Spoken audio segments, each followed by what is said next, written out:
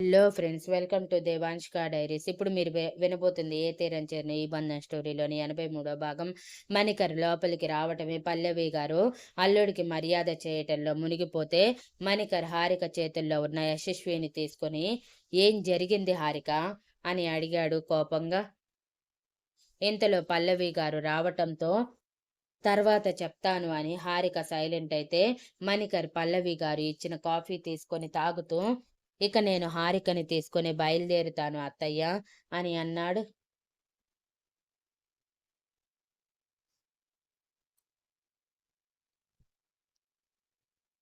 అంతే. విశాల్ ఉరుములేని పిడుగులా తన రూమ్ నుంచి బయటికి వచ్చి, ఎలా తీసుకువెళ్తావు? ముందు నాకు ఎక్స్ప్లెనేషన్ ఇచ్చి నా అక్కని నీతో పాటు తీసుకువెళ్ళు, లేదంటే తను ఇక్కడే ఉంటుంది అని ఎర్రబడిన కళ్ళతో అరుస్తూ ఉండగానే పరమేశ్వరన్ గారు లోపలికి వచ్చి విశాల్తో, ఆవేశం వద్దు విశాల్, ఆలోచిద్దాం, అసలేం జరిగిందో ముందు తెలుసుకోవాలి కదా అని అన్నాడు. ఏం తెలుసుకోవాలి మావయ్య గారు? ఏం మీకు తెలీదా మీ ఇంట్లో జరిగే విషయాలు? నా అక్కని ఆ ఇంటి పని మనిషిని చేశారు. అదైనా అర్థమవుతుందా మీకు? తనని చూశారా ఒక్కసారి? బిడ్డని కన్న తల్లి ఎలా ఉంటుంది, తను ఎలా ఉంది? మొహమంతా పీక్కుపోయింది. తను కడుపు నిండా తింటుందా అసలు? రోజు మీరు చూస్తూనే ఉన్నారు కదా, మరి ఎందుకు పట్టించుకోలేదు? అంటే నా అక్క కోసం మీరు ఏమీ ఆలోచించటం లేదా? అండ్ మణికర్, నువ్వు భార్య బాధ్యత తీసుకోవలసిన అవసరం నీకు లేదా? పెళ్లి చేసుకున్నావు, బిడ్డని కన్నావు, ఇక అంతేనా? తను ఎలా ఉంది? నీ ఇంట్లో సంతోషంగా ఉంటుందా లేదా? అసలు ప్రశాంతంగా ఉంటుందా లేదా? 4 ముద్దలు తింటుందా లేదా అని తెలుసుకునేది లేదా అని అరిచాడు. పల్లవి గారు రాగానే హారిక తల్లయ్యాక తగ్గిపోవటం చూసి బాధపడ్డారు. కానీ అది కూడా ఎత్తి గొడవ చేయటం పద్ధతి కాదు అని, ఊరికే రాద్ధాంతం చేయటం ఎందుకని సైలెంట్గా ఉన్నారు. కానీ మణికర్ పరమేశ్వరన్ గారు అప్పుడు హారికని పరీక్షగా చూసి, ఏం జరుగుతుంది హారిక? ఇంటికి పెద్దగా నాకు చెప్పు అని సీరియస్గా అడిగారు పరమేశ్వరన్ గారు. ఏమీ లేదులే మావయ్య, ఇవన్నీ మామూలే కదా, పదండి మనం వెళ్ళిపోదాం అంటుంటే విశాల్ కోపంగా, నువ్వాగు హారిక, ఈరోజు నువ్వు చేసిన నిర్లక్ష్యం వల్ల పాపకి ఏదైనా అయ్యుంటే నువ్వు సమాధానం చెప్తావా?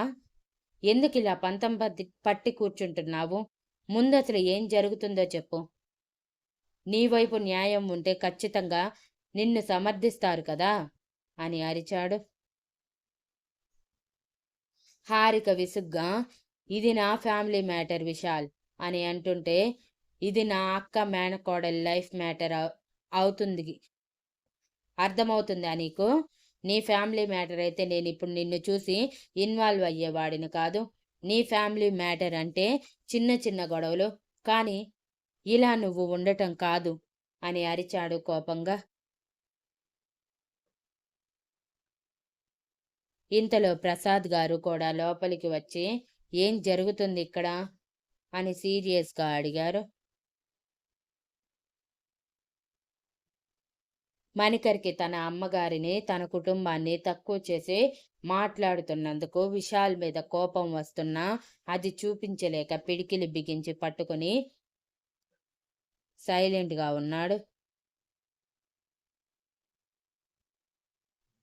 నా అక్క కోసం నేను మాట్లాడుతున్నాను నాన్న, మీరు కొంచెం సేపు సైలెంట్గా ఉండండి అని అరిచి, చెప్పండి మావయ్య, మీరు మీ కోడల్ని అప్పుడప్పుడైనా ఏం చేస్తున్నావు, తింటున్నావా లేదా అని అడుగుతున్నారా అని సూటిగా అడిగాడు.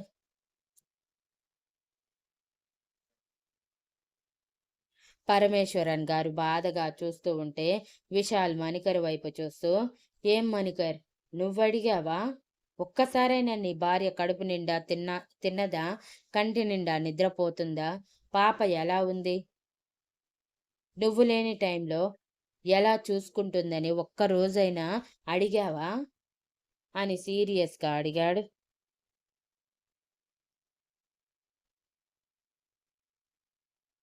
అవన్నీ నీకెందుకు విశాల్ అని మణికర్ కోపంగా అరుస్తూ ఉంటే, నాకే అవసరం అని అరిచాడు విశాల్.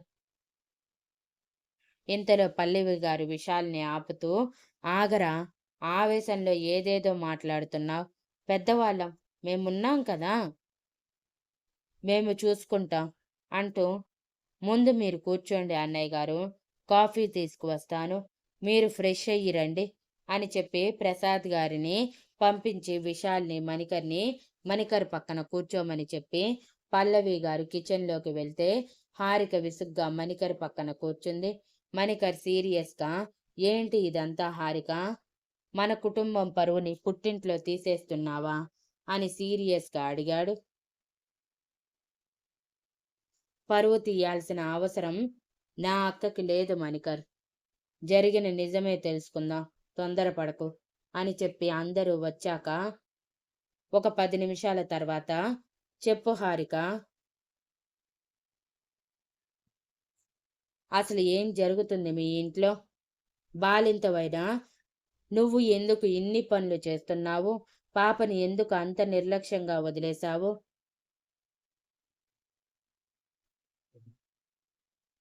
అని సీరియస్గా అడిగాడు విశాల్. పరమేశ్వరన్ గారు కూడా అడగటంతో హారిక తప్పక, అత్తయ్య నాకు ఏ హెల్ప్ చేయటం లేదు మావయ్య, నేనే మొత్తం చూసుకుంటున్నాను, పాపని చూసుకోమని చెప్తే నా వల్ల కాదని చెప్తున్నారు, కొంచెం పనిలో హెల్ప్ చేయమన్నా కాళ్ళు నొప్పులని చెప్పి చేయటం లేదు, అందుకే ఇంటి పని, వంట పని, పాప పని చూసుకోవటంతో తినటానికి సరిగా టైం ఉండటం లేదు. ఈరోజు కొంచెం ఏమరపాటుగా ఉండటం వలన పాప బెడ్ మీద నుంచి కింద పడింది. అప్పుడే విశాల్ వచ్చి నన్ను ఇక్కడికి లాక్కొచ్చాడు, అంతే, అంతకు మించి ఏమీ లేదు అని అంది.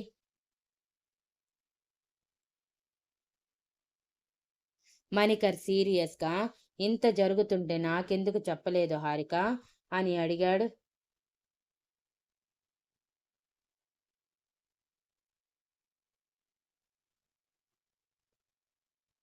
హారిక నిస్సహాయంగా మణికర్ కళ్ళల్లోకి చూడగానే మణికర్కి తను చేసిన తప్పు గుర్తుకు వచ్చింది.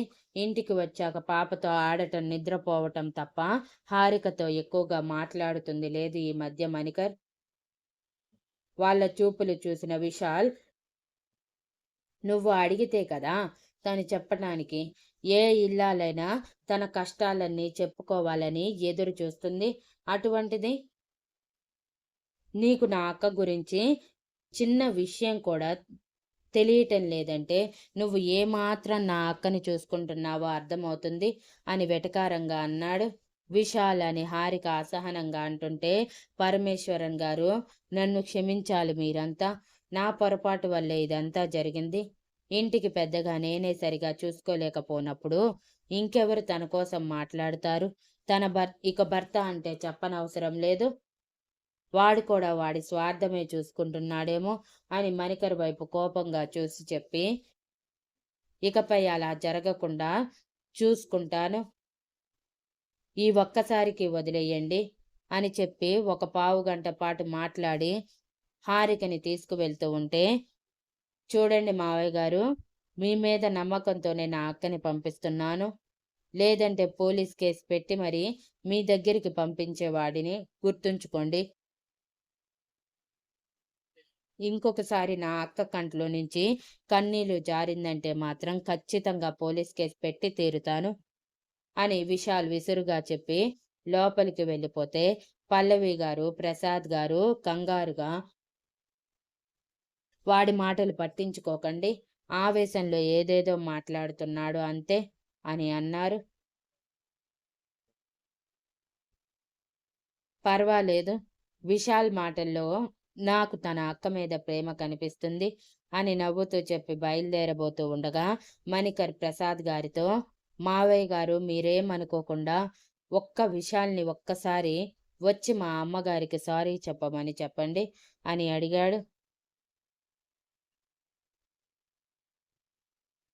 ఏంటి అని హారిక సీరియస్గా అడిగితే, అది అమ్మా అంటూ పరిమళ గారు ఇచ్చిన వార్నింగ్ గురించి చెప్పి, ఒక్కసారి చెప్తే ఆమె పంతం వదులుతుంది కదా పెద్దదానిగా ఆలోచించి ఒక్కసారి క్షమాపణ చెప్పమని చెప్పు అని అడిగాడు మణికర్. చెప్పడు. ఎందుకు చెప్పాలి? నా తమ్ముడు తప్పు ఇందులో ఏమీ లేదు మణికర్. నువ్వు మీ అమ్మకి వకాలు తప్పుచ్చుకొని మాట్లాడకు. ఇంతవరకు నేను నోరు మూసుకుంది నా గురించి మాత్రమే మన ఇంట్లో ప్రస్తావన కాబట్టి.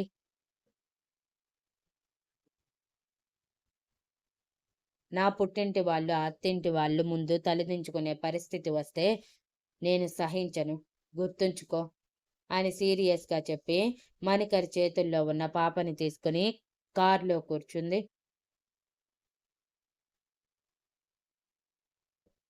మణికర్ అసహనంగా వెళ్ళొస్తామని ప్రసాద్ గారితో పల్లవి గారితో చెప్పి బయలుదేరితే పరమేశ్వరన్ గారు వాళ్ళ వెనకే బయలుదేరారు.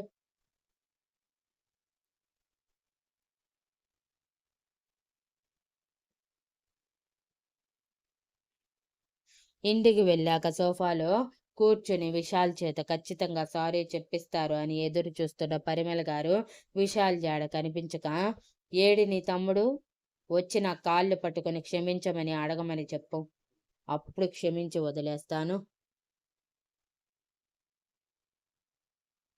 లేదంటే నా గురించి తెలియదు అని వేలు చూపించి బెదిరిస్తూ ఉంటే హారిక కోపంగా, ఏం చేసుకుంటారో చేసుకోండి, ఇన్ని రోజులు నా మీద మాత్రమే పెత్తనం చేశారు కాబట్టి నోరు మూసుకున్నాను, నా కుటుంబం జోలికి వెళ్ళారంటే మాత్రం మీరు నా అత్తయ్య అని కూడా చూడను, గుర్తుంచుకోండి.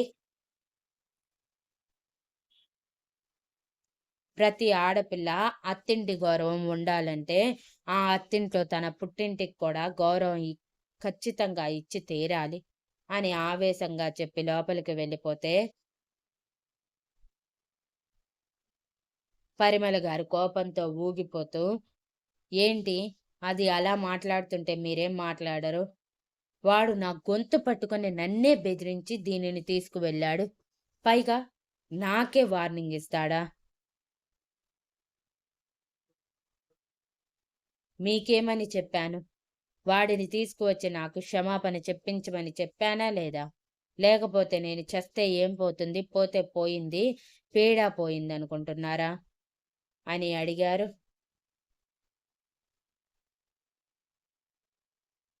ఇంతలో పరమేశ్వరన్ గారు ఆవేశంగా వచ్చి పరిమళ గారి చెంప మీద తట్టు తేలేలా గట్టిగా కొట్టారు. ఆ దెబ్బ పరిమళ గారు తట్టుకోలేక సోఫాలో పడిపోయారు.